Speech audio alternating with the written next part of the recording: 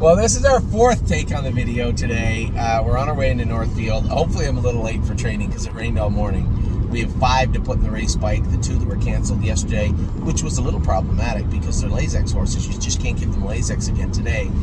So I'll leave that up to Jason and Dr. Latessa how they were going to treat them. Now, my other video was canceled because we got talking about gorgeous package who Addie calls Baby Princess, and she asked about the other Baby Princess in Ontario. And what did I tell you, Addie? I'm not going to say. It made the most sense what? Gorgeous package. What's the name? What's the word? You're supposed to say financially it made the most sense, right? Can you say financially?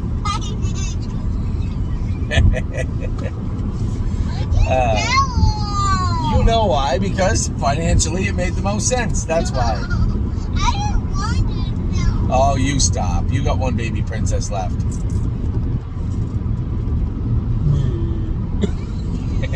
Where are you going today? Warren's house. Warren's going to take care of. Lauren is going to take care of you for a few days. There's 2 Lawrence. Who's the other Lauren? My buddy.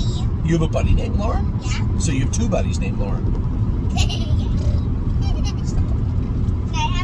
So we want to talk about, enough of the foolishness. We want to talk about the video. We want to talk about the horses that raced yesterday and the horses that are going to race today. We've had our fair share of cancellations this year, and I really did not see that one coming. I drove all the way to Dayton, Ohio yesterday, pulled into the racetrack, pulled up front, and I'm talking to somebody on the phone, and I look out, and I know the races are supposed to have started, but there isn't one person on the track. That's not good. And it's pretty windy, and it's pouring rain. So I'm going to have to call you back. Just as I hit end, I was going to walk in the paddock. Jason calls. I pick up, and goes, yeah, they canceled. 2.5 hours there. And don't feel bad for me. Jason, Lauren, and Lawson, they went there hours before for Lasix. Been there all afternoon getting ready to warm up, and they canceled the races. So it was pretty disappointing, especially because Irresistible Sun, the favorite in the race, the horse he probably couldn't beat, that good horse of Bob Stewart's, scratched. So we were now the favorites with both our horses. Now the bigger problem of all is that all those horses now will be entered back in. Now all these races fold over, and in Dayton, especially way down there in Dayton, it's Ohio owned and sired first and foremost, Ohio trained second. So there's a chance we might not even get in next week. So you see the problem right now. Northfield's moved Monday to Tuesday, which is fine, and they're going to start picking up Fridays, which will help. But it won't be long, I think, till the Meadows drops a day. If they already haven't, I'm not sure. I can't apologize. I haven't really been up with it. So we're left over the next couple weeks trying our hardest to get horses in where we can. And hopefully we can get them right back in. But Memory and Imagination and Pickpocket got a race next week also. Truthfully, my plan was Race for Landing win last night out of that class, enter Pickpocket in that class, potentially Memory and Imagination in that class. Also race Irresistible Sun in the grassroots final. Last night was going to be a prep for that. None of that happened, and all of it except for Irresistible Sun is in jeopardy now. So it's a problem. And you guys saw it before the cancellation yesterday. I had a number of people over the last 2 days message me about Serious Dragon. He's not in. He hasn't raced in 3 weeks. He hasn't raced this. Well, first off, we didn't race him during Delaware week. So that was 10 days right there. He was off, for sure. Secondly, the class didn't go when he was entered Friday and Saturday. Didn't go. Tim said it's written back for Wednesday. Never dawned on me that it wouldn't go, and it didn't. Again. Now, I did happen to notice at 12 o'clock it didn't go. I know the draw at Dayton is at 1. Called Stacy, said, do me a favor, find a class for Serious Dragon. She said, well, he fits the numbers at 3,200, but they're not going to let you drop from that optional 25 claimer all the way to the bottom. I said, okay. Now, I got an email from Larry the other day saying, why don't we race him in the numbers at 4,000? I said, I'm not racing him over his head. It's a tough class. He went 53 last week. And he should be able to do in there, but he should be in his class where he can do. That 25 claimer, and somebody said, well, he can't really do in there. Not when he draws 6, 8, 9. No. Draws 1, 2, 3. Well, that's a difference. He can do in there then. He's already beat every one of the horses that beat him the last 3 weeks. Nevertheless, none of that matters because the horses aren't in. They didn't go. The class didn't fill. Now what? We earned him a date. He got in post 10. He got in post 10 at Dayton Raceway on Wednesday with Stacy. It is, yes. Widespread Panic didn't get in also this week. Make no mistake, he could be going also. All the horses that aren't getting in anywhere, I'm going to do my best to just take a minute. I'm going to be busy all week in Lexington, but I will just take a minute and see if we can't find a place where they can race consistently, right? Think outside the box. We did that with I'm Fancy Like. We were going to race her here, we were going to race her there. No, we just put her right in to go in New York. And somebody said, well, she fits the Constellation. She can go back and race in it. She races for more than half of what she races in the Constellation every week. Constellation goes for 25. She races for 15 every week at 8 to 5. We're not going to ship her all the way back here to race on the 6th. Now, when did she get in? I guess we could. She might be playing this week anyway, so it's not going to matter. I think Mummy's on the move. I just saw something pop up that said your Starbucks order's ready. Since we're drinking our Starbucks order, it can only mean one other thing. What did you say, Dad? Mom's on the move. Nothing, babe. Where is she? She's in her car going somewhere. Must be coming into the barn because I just saw Starbucks order was ready, popped up. We already have our Starbucks. Did you eat all that apple dumpling? Can you eat the rest of it, please? I don't like No, you didn't, and I don't like picking it up in my car. So, pick it up and eat it right now, princess. Please. No, you're not full. You're full of poop is what you are. Addie, stop your whining. So, yesterday, we're 7 minutes in yesterday. We haven't talked about a result yet. Talked about things that went wrong and things that went right. But let's talk about the races yesterday. Drabin a little bit flat, scoped clean, nothing found. We're drawing blood on him. Somebody said, well, he did get used hard and parked all the way to the half. He did get parked to the half quicker than he did the last week. Did that play a role? Possibly. We'll see. Aaron said he was trotting well, so that's a start. We'll see what the blood comes back with. It may come back that he wasn't that bad. It was, in fact, a half and 55 that torched him a little bit. And if that's the case, we know how to fix that. We had the cancellations in Kentucky. That was really hard. I wanted to see Grand Slam Dio race. I know she had the 10-hole, but I did want to see her race. That didn't happen. And then Marching Fourth race, he raced Austin. This horse looks exactly how I wanted him to, and I hoped he would when we got him. You know, I had a call from somebody yesterday. They said, wow, Marching Fourth looked really, really good. I said, yeah. You know, I know they had their struggles with the horse. They really liked him at 2, and he just didn't pan out. And I said, well, they said, what changes did you make? And I said, the way we approach horses like Marching Fourth, it's very simple. He's not the first horse. He might be the first horse named Marching Fourth, but not the first horse that looks like Marching Fourth. When I'm looking at a horse making breaks, I'm looking at their gait. I don't care about their pedigree. I don't care about anything that I'm looking at except their gait.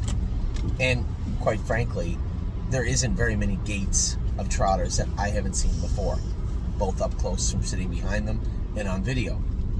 So if we've had good luck with horses like him with that gait before, the changes are simple. I don't need to sit behind the horse right away to make them. All I'd have to do is remember how we had the other horses hung up. And that's exactly what I did. I'll tell you this right now. Casanova Hall and Marching Fourth wear the exact same equipment and shoes. Almost identical. Might be a different change with their head. I don't know what if he wears a head pull. I don't think they do. I think aside from one Murphy blind on Marching Fourth, I believe he wears one on the inside. Aside from that, they wear the same shoes and the same gear. Completely the same. Now, when you hang them up that way, and then you sit behind them, as I did coming off the car in that schooler race with Marching Fourth, then you can see how they're traveling. Is this how you want the horse? Is this how the horse feels the most comfortable? The answer is no. Then you have to go back to the drawing board and tinker a little bit. The answer is yes. You're off to the races. And that's exactly how I approach horses like that we bought. It isn't that I make a connection with the horse, but I do make a connection with their gait and gaits that I've seen like that before. So that is how we end up hanging up a lot of the horses.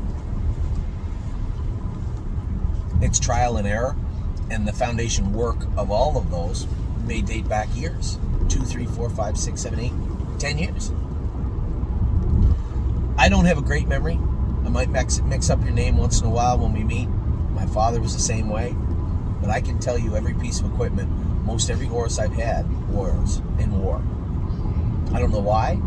I just do. My brain retains it quite well. So that becomes very helpful. I don't have this gigantic book at home with equipment written for everyone. I don't have that. Don't let me. I am a chaotic person. That's my biggest fault. My biggest thing that bothers me. I wish I was more like Jason, more tedious like Tim. Those guys have books, I bet you. Everything is nice and neat. I really enjoy. Yeah, there's a Donald's point. There is right there. Yep, I enjoy that, and I envy that. I'm jealous of them for that because I'm not wired that way, and then they are. Mommy's car is there. Shh, Mommy's car is not here. That's the same kind of car. So back to it, jeepers. Sorry. Drebin, flat third, marching fourth was great, finishing second. We got a long road ahead with this guy, and it looks like it's paid very well. So very happy with marching fourth. Unfortunately, we had a cancellation of Grand Slam deal. There's no plan to make that date up, I don't think yet, anyway. And we are only in a maiden, so it's not like they're rushing around trying to get a maiden made up. Brace for landing, irresistible sun. That's our biggest problem from yesterday, is those races are now going to fold over a week. Stop.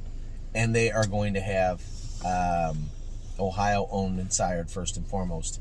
It's unlikely they're going to split that class after having a full card canceled yesterday. So where are we going to get everybody in? I suspect you're going to see I don't know. 3 Point Blue Chip is in that class in the Meadows, and it would be unfair to take him out of there winning, let him win his way out, I suppose, and then we'll figure the rest out. But where does that put memory and imagination? We'll see. He may have to race in a straight non-winners race next week to get him raced. Whatever. We got to get them going. And when they start up the Fridays at Northfield Park and Dayton stake races stop, right? They have the Dayton Derbies tonight. They have all these other races. When those stop, then we'll start getting the horse in more regularly. But you're going to find a bit of a rocky road over the next 2 or 3 weeks, getting all our horses in a consistent fashion. And I just have to brace for that, knowing that that's very likely the reality. Watch Your Mouth last night made a break. That was frustrating to watch. He's part of that last wave that will be leaving over the next little while. It's just not a place. I'm not bringing him over to Northfield Park to race him. It just makes very little sense. So he'll likely leave at some point. But that will be up to John. It is his horse. George of the Jungle will be coming over here. Now, I know it contradicts to what I just said. It's going to be tough to get them in here. Non-winners of 1, 2, up to 4. Claimer, I think we only have 1 or 2 horses in there. So we should be able to sneak him in there. There should be a spot for George of the Jungle starting next week, whether that be next Saturday or the following Wednesday. He'll likely come over here. And then Resolve Indeed. I hate seeing the horses look tired at the end of the year. And somebody said, well, they train down hard. Never trained down as hard as the ones right here in Ohio. There isn't a horse on planet Earth trained as hard as Arrowhead Hanover did in May into June. All of our horses that are racing, yes, they've had spots where they look bad one night. Yeah, where they scoped a little bit sick or come up a little bit sick, but all bounced right back. Right? Gorgeous Package qualified June 5th, I think. And her sharpest race of her life was her last. So the idea that they're trained hard and getting tired, I used to buy into that. I don't anymore. And I don't really know what the cause was for the Ontario horses, but it is problematic. And here's the thing. I have to look at a number of things when it comes down to where the babies are going to train. Right? And I love having James and Dominic and Danny there. They do a great job. Very good people. The problem I have is the drone and first line itself. There's no point moving in a first line because there isn't really a place to move. And if there was stalls at a place like Classy Lane, you can be sure they wouldn't be too high and you flying drones over top of the racetrack, because right away, I guarantee you, I know we'd have a million people complain. The sight line for our on-site entertainment for our horses, our clients who won't watch their horses, terrible. Can't see any of them down the backstretch. You can't see any of them in the far turn. You'd have to be in a hot air balloon to get to see them. And when Curtis flies the drone there, it's not a great view because there's this giant mound of dirt in the middle. You can only do so much. And that drone itself also can't fly in the snow, the rain, or high winds. That was our bread and butter forever. But when I look at Northfield, it doesn't matter what the weather's like. If we're going, they can video. Just sit up there in the booth. That's all he has to do. So I'm torn about what is best for everybody. Horses first and foremost, and included. And we'll see how that plays out. You know, I know Mary and Jerry go out there and watch the horses all the time, and you know, it bothers me. It used to be a perfect setup at Tamiko. You go up there, sit by the fence, and you know, they sat there. It didn't matter whether it was plus 30 or minus 30. They were there. And you know what? If it was too cold, you could pull your car up to the fence and watch the horses go. That's the one I went to a long time ago. Yeah. Yep. I want to go there again. Yes. So all this stuff, this is all, you know, this is all blocks in a, you know, bricks in a big wall. But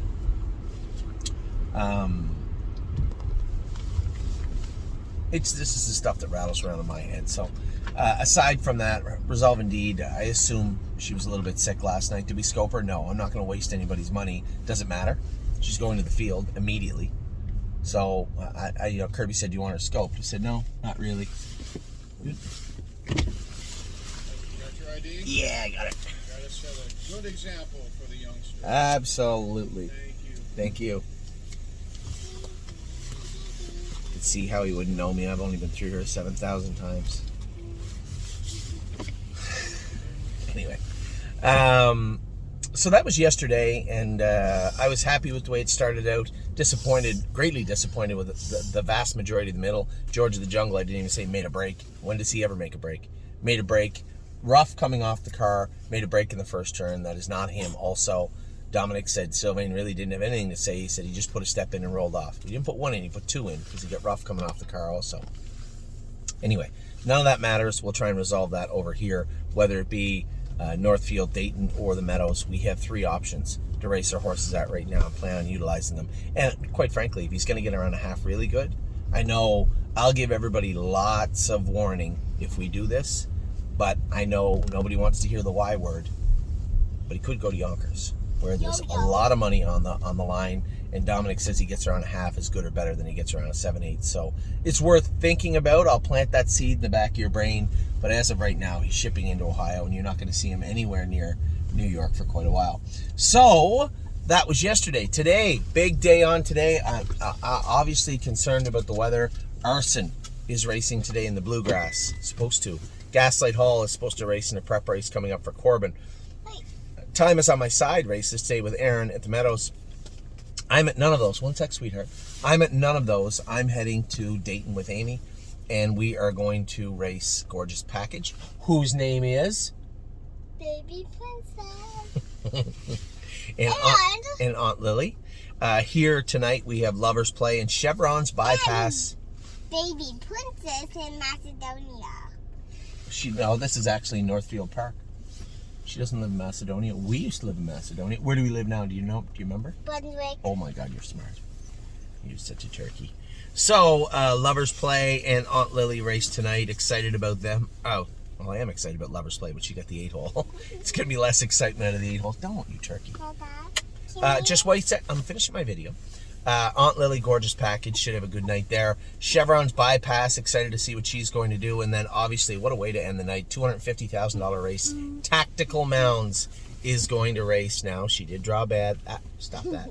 She did draw bad with the 8-hole, but she was a winner from the 10-hole at the Meadowlands last year, if I remember correctly. So, that is that. I will talk to you all very soon. I hope you're having a wonderful weekend. Weird weather, eh? With this hurricane in Florida. I think that's what's causing all this, if I'm not mistaken. But I don't know. What do I know? I'm not a meteorologist. I will talk to you all soon. Have a wonderful rest of your day. We'll get to your videos, Amy and I, on our way to Dayton and to Lexington. But for now, I'm all done for the morning. I got to go in and see if we're training. By the looks of the muddy jog carts and the people with mud gear on, I'll be watching, not training. Take care.